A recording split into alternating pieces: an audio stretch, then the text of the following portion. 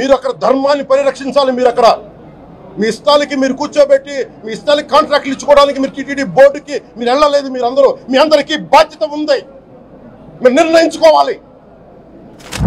ఎవరికి కోపాలు రావు, ఎవరికి వేదన రాదు, ఎవరికి బాధలు రావంటే కుదరదు. వస్తాయి బాధలు, వేదన ఉంది, మాట్లాడతాం. మర్చిపోకండి ఎవరు. గత ముఖ్యమంత్రి గారు కూడా నేను చేస్తా ఉన్నాను, జగన్మోహన్ రెడ్డి గారికి కూడా. ఇదే చర్చికి జరిగితే మీరు ఊరుకుంటారా? ఒక మసీదుకి జరిగితే ఊరుకుంటారా? ఒక తిరుమలకి జరిగినప్పుడు ఎందుకు వెనకేసుకొస్తారు? రాకండి. ఏ మతం మీద దాడి జరిగినా సంపూర్ణంగా నాతో సహా మేము ఖండిస్తాం, బయటకు వస్తాం.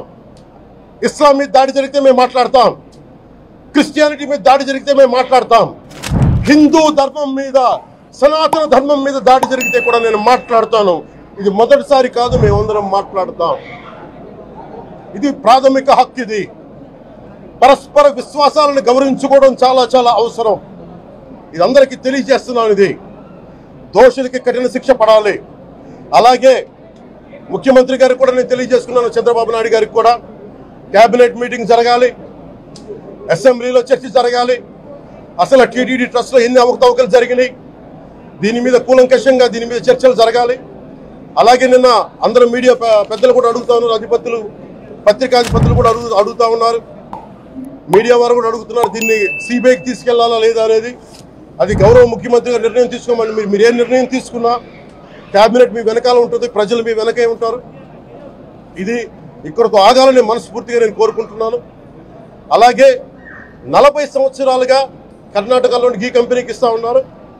15,000 కేజీలు అవసరం అవుతుంది నెయ్యి, మనకి స్వచ్ఛమైన నెయ్యి. అలాంటిది వీళ్ళు 1000 రూపాయలు కొన్నదాన్ని వీళ్ళు 360 రూపాయలకే వస్తుందని చెప్పి ఎవరో మిడిల్ మ్యాన్ వచ్చి చెప్పారు. ఆ మిడిల్ మ్యాన్ ఎవరు? దీని మీద సంతకం పెట్టింది ఎవరు? మీరు 1,00,000 లడ్డూలు మీరు అయోధ్యగా పంపించినప్పుడు మాట్లాడింది ఎవరు? చెక్ చేశారా? క్వాలిటీ చెక్ చేశారా? కోట్లాది మంది భగవంతుణ్ణి విశ్వాసం ప్రకటించే ప్రతి ఒక్కరి ఈ రోజున బాధకు గురయ్యారు. నాకు నిజంగా ఇంకో వేదన కూడా ఉంది. ఇది ఇంకొకరిని నిందించట్లా. తిరుమలలో ఉండే ఇంతమంది సేవ చేసుకునే వ్యక్తులు కానీ మీరందరూ హిందువులే కదా. మీరందరూ టీటీడీలో ఉండే వందలాది మంది ఎంప్లాయీలు, మీకు ఉద్యోగులు, వేలాది మంది ఉద్యోగులు, మీరందరూ ఏం చేస్తున్నారు? మీరు హిందువులు కాదా? మీరు స్వామివారికి అపవిత్రం జరుగుతూ ఉంటే మీరు కల్తీ జరుగుతుంది మీకు తెలిసి కూడా మీరు ఎందుకు కాముకున్నారు? భయపడ్డారా? వైసీపీ అంటే వైవి సుబ్బారెడ్డి గారంటే భయపడ్డారా? ధర్మారెడ్డి గారంటే భయపడ్డారా? ఏ స్వామి అయితే మీకు ఆశ్రయం ఇచ్చారో ఆ స్వామికి అపవిత్రం జరుగుతూ ఉంటే మీరందరూ కామ్గా కూర్చునే మీకు ఎలా వచ్చింది? మీకు ఇది నేను సాటి హిందువులను కూడా నేను ప్రశ్నిస్తున్నాను. మీరు కూడా తప్పు చేశారు దీంట్లో. ఇది ముందుగా ప్రతి హిందువు గౌరవించాల్సింది. దీన్ని మీ మతాన్ని మీరు గౌరవించుకోండి ఫస్ట్. ప్రతి హిందూ నేర్చుకోవాలి. ఇది ప్రతి హిందువు ఆత్మ పరిశీలన చేసుకోవాలి. మీరు బయటికి రావాలి. తప్పు జరుగుతూ ఉంటే కూర్చొని చేతులు కట్టుకొని మనకెందుకులే అంటే ఇలాగే ఉంటాయి. ఇది మారాలి. ఇది అందుకు నేను కూడా దీంట్లో భాగమే. కాబట్టి నిజంగా నాకు ఇన్ని సమస్యలు చెప్పారు ఇన్ని సంవత్సరాలుగా. వైసీపీ మీద పోరాటాలు చేస్తున్నారు. రోడ్లు బాగలేదంటే మాట్లాడాం, రైతుకి సమస్యలు వస్తే మాట్లాడాం, గుడులు అపవిత్రం చేస్తుంటే మాట్లాడాం. కానీ ఏ ఒక్కరు కూడా బలంగా కూర్చొని టీటీడీ ఉద్యోగులు ఎవరైనా సరే ఇలా జరుగుతుంది అని తెలిసి కూడా కామ్కున్నారంటే మీరు మహా అపరాధం చేశారు. చంద్రబాబు నాయుడు డైవర్షన్ పాలిటిక్స్ ఎప్పుడూ చేస్తుంటారు. అలాగే ఈ రోజు ఆ తిరుమల కొండ మీదకి జగనన్న అధికారంలో ఉన్నప్పుడు మోడీ గారు వచ్చారు, అమిత్ షా గారు వచ్చారు, ఎక్స్ సీజే రమణ గారు వచ్చారు, ప్రెసెంట్ సీజే గారు వచ్చారు. అంతెందుకు చంద్రబాబు నాయుడు ఫ్యామిలీతో సహా వెళ్ళాడు, పవన్ కళ్యాణ్ గారు వెళ్లారు. లడ్డూలో ఏ మాత్రం రుచి తేడా ఉంటే ఆ రోజే వాళ్ళు కంప్లైంట్లు ఇచ్చి ఉంటారుగా. ఎందుకు కంప్లైంట్లు ఇవ్వలేదు?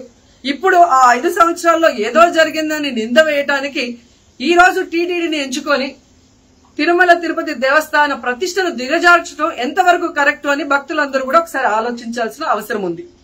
అండ్ మూడోది, ఈ రోజు ఎవరైతే బీజేపీ నాయకులు కూడా మాట్లాడుతున్నారో వాళ్ళని నేను అడుగుతున్నా, ఇదే టీటీడీ బోర్డులో మెంబర్లుగా బీజేపీకి సంబంధించిన వాళ్ళు ఉన్నారు. మరి ఆ రోజు తప్పు జరిగితే వీళ్ళందరూ ఎందుకు మోడీ గారికి, అమిత్ షాకి ఇన్ఫార్మ్ చేయలేదు? ఎందుకు దీని మీద చర్యలు చేపట్టలేదు అనేది నేను అడుగుతున్నా. అలాగే ఈరోజు తెలుగుదేశం పార్టీ అధికార పార్టీలో ఉన్న వేమిరెడ్డి ప్రశాంతి గారు ఆ 5 సంవత్సరాల కాలంలో ఈ పర్చేసింగ్ కమిటీలో 5 సంవత్సరాలు ఉన్నారు. అలాగే ఇప్పుడు మంత్రిగా ఉన్న పార్థసారథి గారు కూడా పర్చేసింగ్ కమిటీలో ఉన్నారు. మరి వాళ్ళని విచారించండి. ఆ బోర్డు మెంబర్లందరినీ బయటకు వచ్చి మాట్లాడమని చెప్పండి. తప్పు జరిగిందా లేదా? ఈరోజు ఇంతమంది గొప్ప గొప్ప వాళ్ళు తిరుమలకు పోయి లడ్డు తిన్నా జరగని తప్పు వాళ్ళ పర్చేస్ కమిటీలో ఉన్న వాళ్ళు జనసేన పార్టీ తెలుగుదేశం పార్టీలో చేరిన వాళ్ళని మాట్లాడకుండా కేవలం జగన్ గారిని టార్గెట్ చేసి మాట్లాడటం చూస్తే రాజకీయ లబ్ధి కోసం తిరుమల పవిత్రను భ్రష్టు పట్టిస్తూ ఈరోజు చంద్రబాబు నాయుడు చేస్తున్న నీచ నికృష్ట రాజకీయాలు అందరూ కూడా గమనించి ఆ చంద్రబాబు నాయుడుకి బుద్ధి చెప్పమని కోరుకుంటున్నా. ఇక ఫైనల్ గా తనని ఎవరు నమ్మరు అనుకున్నప్పుడు పవన్ కళ్యాణ్ గారిని ఫ్రేమ్ లోకి తీసుకురావడం చూస్తున్నాం. ఇది కూడా మనం అందరూ కూడా గమనించాలి. ఎందుకంటే ప్రాయశ్చిత్త దీక్ష చేస్తున్నానని పవన్ కళ్యాణ్ అంటున్నారు. ప్రాయశ్చిత్త దీక్ష ఎవరు చేస్తారు? తప్పు చేసిన వాళ్ళు చేస్తారు. అంటే చంద్రబాబు నాయుడు తప్పు చేశాడు, ఇది అబద్ధం, ఈ లడ్డూలో కల్తీ జరగలేదు, ఇది నాకెక్కడొచ్చి ఆ పాపం చుట్టుకుంటుందన్న భయంతో పవన్ కళ్యాణ్ ప్రాయశ్చిత్త దీక్ష చేస్తున్నారనేది ఈ రోజు మాకు అందరికీ అర్థమవుతున్న విషయం. ఎందుకంటే ఈ రాష్ట్రంలో తిరుమల కొండ మీద 1000 కాళ్ల మండపాన్ని కొట్టేసింది చంద్రబాబు నాయుడు. దుర్గా గుడిలో క్షుద్ర పూజలు చేయించింది చంద్రబాబు నాయుడు. విజయవాడలో 25కు పైగా పవిత్రమైన దేవాలయాల్ని కూర్చింది చంద్రబాబు నాయుడు.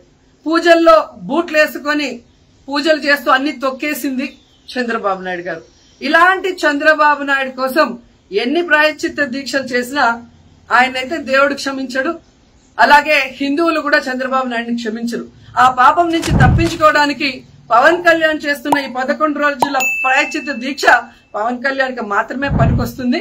కాబట్టి ఇకనైనా తిరుమల తిరుపతి దేవస్థానాన్ని అడ్డం పెట్టుకుని జగనన్న మీద దుమ్మెత్తి పోసే కార్యక్రమాల్లో ప్రతిష్టగా దిగజారిస్తే తిరుపతి అమ్మాయిగా నేను ఊరుకునేది లేదని కూడా ఈ సందర్భంగా తెలియజేసుకుంటున్నాను.